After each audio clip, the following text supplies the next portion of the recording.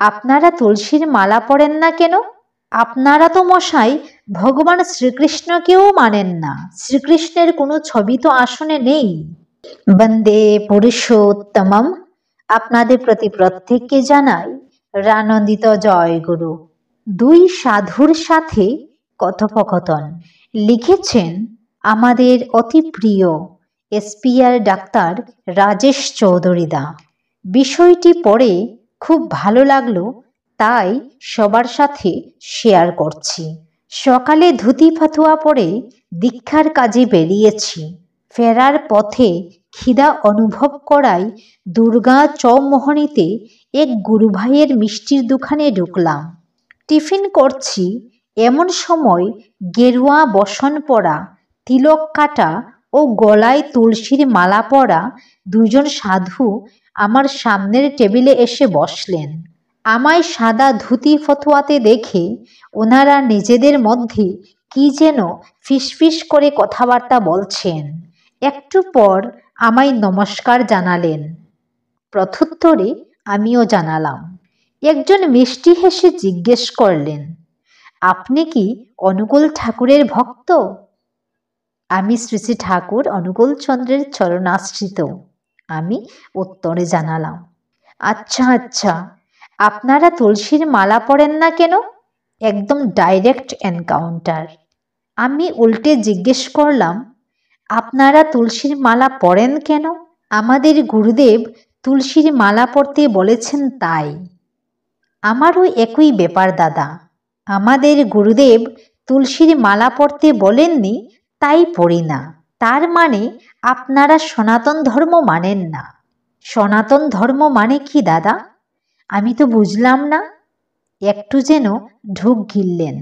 মানে হিন্দু ধর্মের কথা বলছি। হিন্দু ধর্ম বলে কোনো শব্দ তো শাস্ত্রে নেই।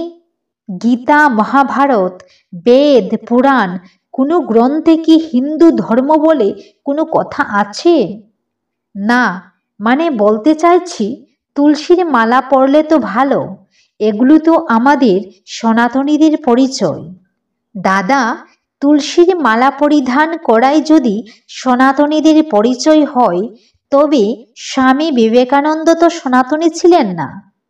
ভগবান শ্রীকৃষ্ণও সনাতনী ছিলেন না। শিবাজি, চাণক্য, চন্দ্রগুপ্ত তারাও সনাতনী ছিলেন না। আরও অমন হাজারজন প্রখ্যাত হিন্দু মহাপুরুষদের নাম বলতে পারবো যারা তুলসীর মালা পরতেন না। তাদের নামগুলি তবে সনাতনীদের লিস্ট থেকে কেটে বাদ দিতে হবে।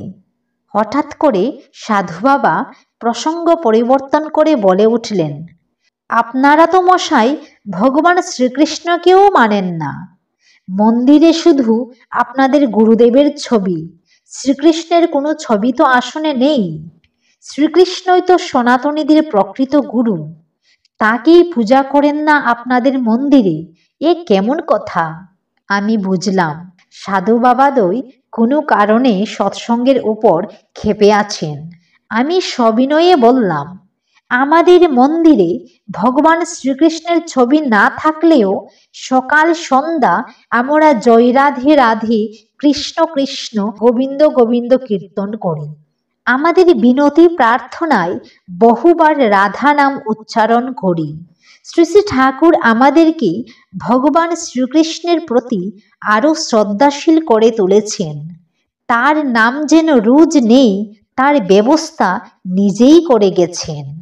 সাধু বাবা কৃষ্ণ কৃষ্ণ করেন, কিন্তু তবুও শ্রীকৃষ্ণের ছবি বসিয়ে পূজা করবেন না? অদ্ভুত।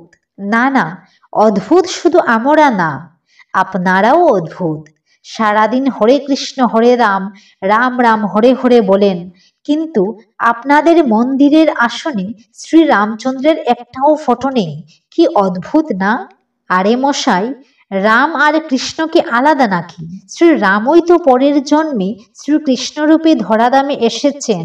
শ্রীকৃষ্ণের ছবিতে আমরা শ্রীরামকেও পূজা করি। ঠিক ঠিক, খুব সুন্দর কথা বললেন দাদা। আমরাও ঠিক একই কারণে মন্দিরে শুধুমাত্র শ্রী শ্রী ঠাকুরের ছবি বসিয়ে পূজা করি। আমার হাসপাতালে ডিউটিতে যাবার সময় হয়ে আসছে, তাই আমি উঠে চলে আসলাম। সত্যি খুব অসাধারণ যোগ্য জবাব দিয়েছেন দাদা। ভিডিওটি শেয়ার করে সবার কাছে পৌঁছে দেন। জয় গুরু।